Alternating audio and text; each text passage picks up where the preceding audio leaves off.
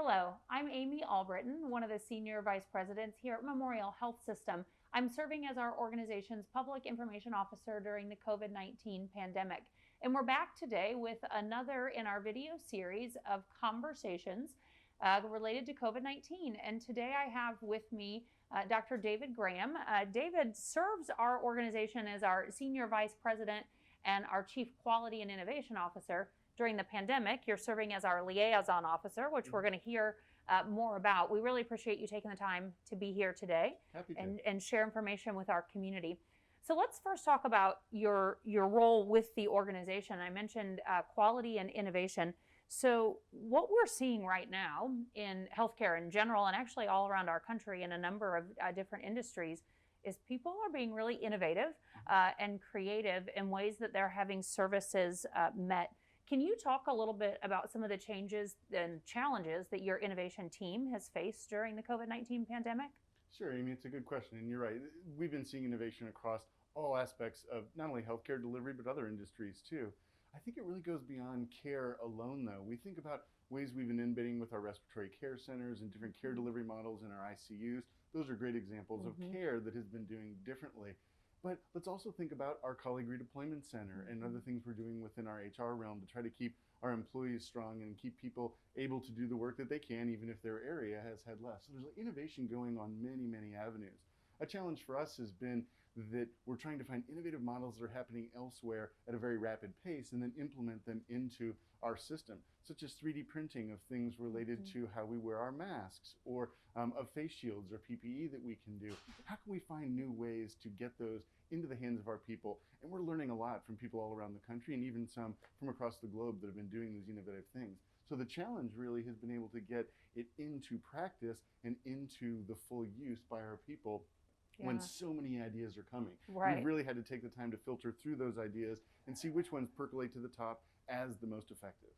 And one of those things that we've seen that it has been effective is this idea of virtual care. Absolutely. And that's changed a lot in the last 2 months. Can you talk a little bit about what the health system is doing related to virtual care?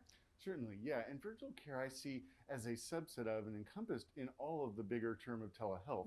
Virtual care, we've had our asynchronous platform of virtual care open for several years now. And we've seen that increase by almost 200% in the usage of that through the course of this. But looking more broadly at telehealth as an opportunity, that's also been a really important part of our changing care models through this COVID-19 pandemic. Let's think back to November of 2018 when Seema Verma, who's the administrator of CMS, said, you know, we know that telehealth is coming, we know it's important, but she admitted then that Medicare or CMS is the biggest barrier. Why? Because they won't pay for things. So then fast forward to March of 2020, where she said, we're going to open it up to about everything. And then someone asked her just this week, what does it look like going forward after COVID-19? And her answer was basically, the genie's out of the bag. And so it's out there. So the beauty is that these models that we've been working on for a really long time, both in our ambulatory setting and our hospital setting, suddenly we're now going to get paid for them. So that's the real benefit, because then we can really explode how we use these teleservices to deliver care in so many different ways. It's not just the ambulatory care visit with your primary care physician, it's so many other things. So I see it as a big advantage. And now that as she said, the genie's out of the bottle, for moving forward, we should see this as a big part of what our care delivery is going to be in the future. So virtual care is here to stay. Absolutely. Great. Thankfully. Yes, true. So in your role with the health system inside of our incident command structure related to the pandemic, you're serving as our community liaison officer. Can you explain what that role is and why it's so important in a pandemic and an emergent situation like this? Yeah, it's a great thing for everybody to understand. You know, the liaison officer is the one whose mission is to keep in contact with all other local and regional agencies. And so when we think about agencies, what do we think about? The public health department, all the other healthcare organizations in the region, law enforcement, fire, emergency medical responses and first responders, but it's also schools and churches and the community. So really it's an important role that keeps that all tied together. After a little bit of a rocky start, I think the community came together very quickly in early March to come together, and we're having now 3 times a week. We've moved it down to 3 times a week, but we've been meeting very regularly with all those different agencies to make sure we're headed in the right direction. They need our support as the healthcare organization, but we need their support with the community intervention and how we implement many of these things.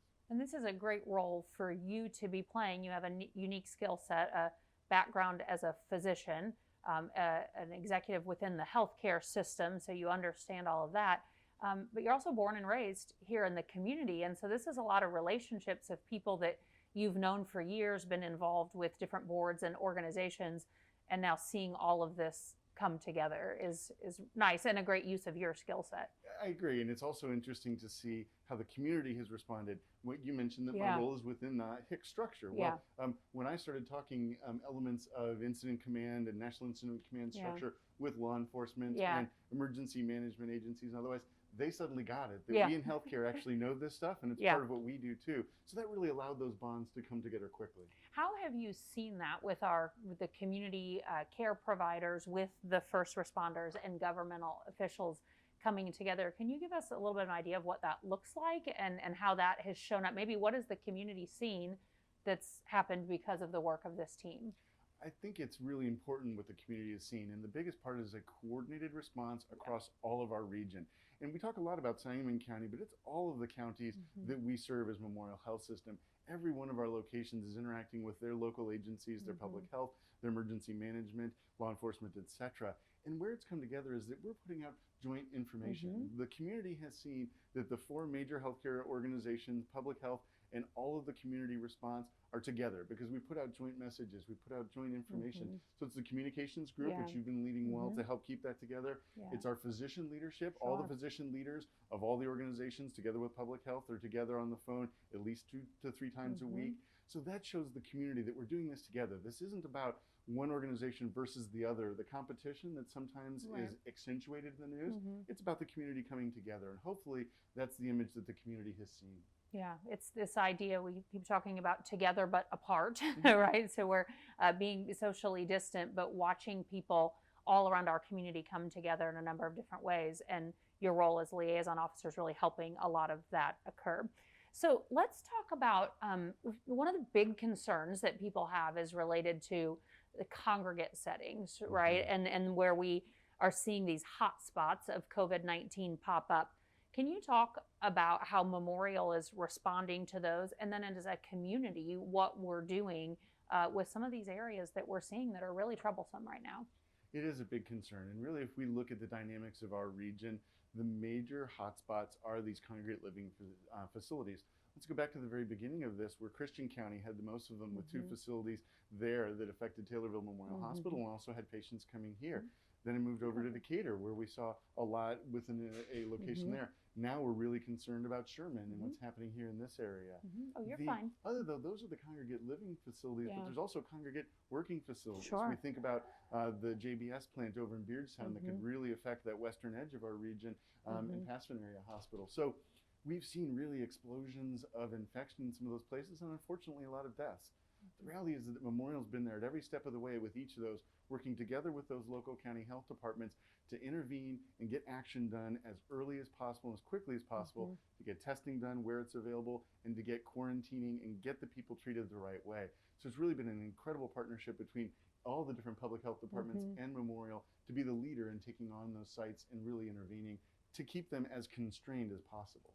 And one of the key components of being able to manage the congregate settings, whether it's as you said, it could be a prison, it could be a nursing home, could be a work setting, is getting the appropriate access to testing supplies, because as people have been watching know, it doesn't mean because you don't have symptoms, you still could be carrying it. It's part of the reason you and I are wearing masks right now, because we could be asymptomatic but still carrying this disease. So I'm actually protecting you and you're protecting me by wearing that. One of the key areas, like you mentioned, within these working facilities or congregate facilities is getting people access to test. I know that's been a big area that you've been working on with the community individuals. Can you talk more about that? Sure. Testing is, and everybody's hearing about it on the news also, testing is really the greatest limitation I think we have. To really understand the disease prevalence, how much of it there is in the community, and the patterns of how it behaves, we really need to know a lot more with testing. We are starting to ramp that up, and Linda Jones and her teams in laboratory have done an incredible job of getting us access to more tests, getting us access to more rapid test turnaround. it's really been helping, and it's helped us manage our inpatients a very different way and some of our outpatients. The testing now is starting to become much broader, though. It's not just what we can do and St. John's can do. It's really expanded beyond that. Finally, we're getting some increased testing capability coming through the Illinois Emergency Management Agency and Illinois Department of Public Health. They're bringing in the supplies to test like all of the Villa East and Sherman. They're bringing in supplies to test everybody there and some of those other locations. But we're still so limited in testing. It's going to continue to hamper how we can respond to this disease, because that's going to really be a determinant of how we can open up society again. Yes. So Memorial's been a leader in the area in getting more access to testing and getting a more rapid turnaround of testing, but there's still a long way to go. But the tests that we have now are allowing us to contain an outbreak, such as in the Villas. If we had the level of testing we would have liked, some of the other ones that I mentioned earlier in Decatur or Taylorville might not have been so bad if we'd been able to do more testing quickly. Yeah, and I think the community, especially in Sangamon County, got a little concerned the other day when the daily report came out and said we have 41 new cases. Well, 40 of those cases all came out of one congregate living facility.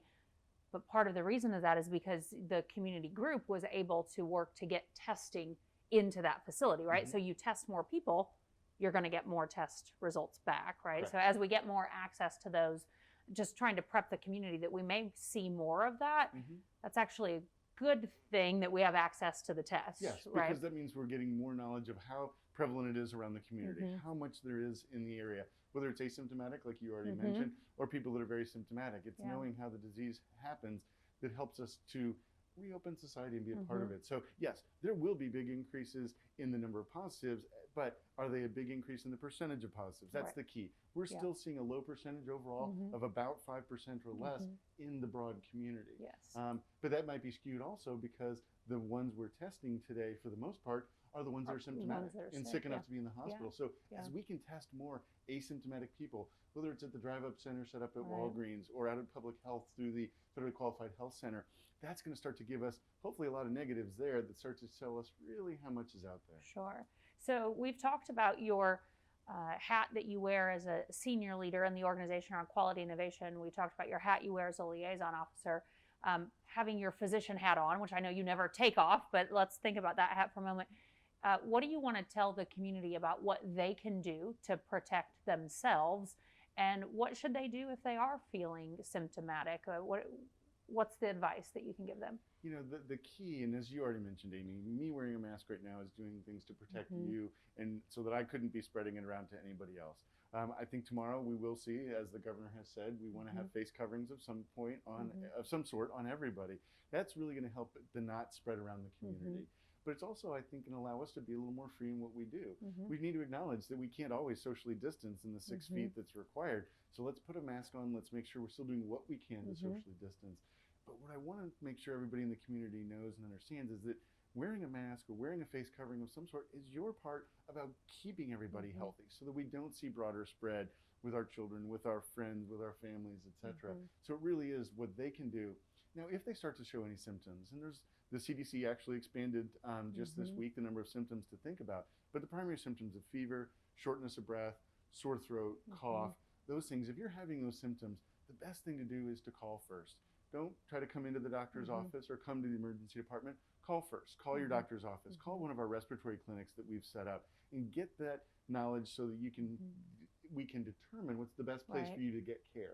Because usually that care, if you're sick and could be COVID positive, might not be in the hospital unless you're sick enough to be there. So I think the community, if they start to show symptoms, the key is isolate yourself, quarantine yourself, make sure you're testing your temperature regularly, because then you know if you're starting to get something so you don't give it to everybody else. Yeah. And we want to make sure that people who need care for other things, non-COVID related, don't delay that care. And I think that's part of that message of, if you've got those symptoms, call first. We may still want to bring you here, but if the people that need care, whether it's for a mom delivering her baby or someone who has a heart attack or a stroke, we want them to know that this is a very safe place to get care, and you're going to leave here as healthy as you came in. You're not, and hopefully healthier, depending on what you come for. But the risk of you getting COVID-19 in a memorial facility is essentially zero, because of all the opportunities we've taken to protect our patients and protect all of our colleagues. Yeah, they're safer here than they may be out in the community, right? Because of all the access we have to medical grade PPE. Precisely, and it should be something we're all proud of as a Memorial community, that we've not had any intra-hospital communication where someone picked it up when they came to one of our facilities. Yeah, that's good. That's a good point. So just a moment ago, you mentioned how protecting our children and that everyone needs to start wearing masks tomorrow based on the governor's order. So I know you have a son, Brandon, a college-age student, and he came home like a lot of college-age students. I've talked to a lot of parents who this is their adjustment, right? To all of a sudden having the kids back home. But there's a lot of adjustments for Brandon and people his age. What kind of suggestions can you give to people to help manage through that? Or what types of things are you seeing your son and that age group do to manage through this? They already are a pretty digitally native group, so they've already been interacting on whether it's playing video games, whether playing together but not in the same location, or many other ways. But what I'm seeing, what he's been expressing to me, is that even though they're used to those different forms of communication, the lack of social interaction and the lack of being around their friends, whether it's his friends in Colorado from school or even his friends here that are local, that are home from school also, he just doesn't have that opportunity. And so it's really been tough on that age, and thereby tough on the parents too, for adjusting. I have to admit, it's been an adjustment for me to have him back home all the time. Absolutely, yeah. So I think that everybody's experiencing different layers of stress, different layers of problems that are affecting them. And the more they can talk about those, and the more they can communicate, again, it's not about socially distancing so much as physically distancing. We want people to be sociable, and we want them to be around. And I've really been encouraging him on that, and it seems to be helping. Yeah, that's great. So we're sitting here in the walkway of the Memorial Center for Learning and Innovation that's connected to Memorial Medical Center. And as we look outside, we see some individuals that are out putting up large pink ribbons on the trees all around the campuses. And you'll actually see that all around Memorial Health System's facilities today. As part of our Hearts for Healthcare Workers campaign, we've had an organization, a local landscaping company that has donated those, and you're going to start seeing those pop up. So a little bright spot as we come in to work each day. Thank you for joining us with COVID-19 Conversations. Look forward to seeing you again soon.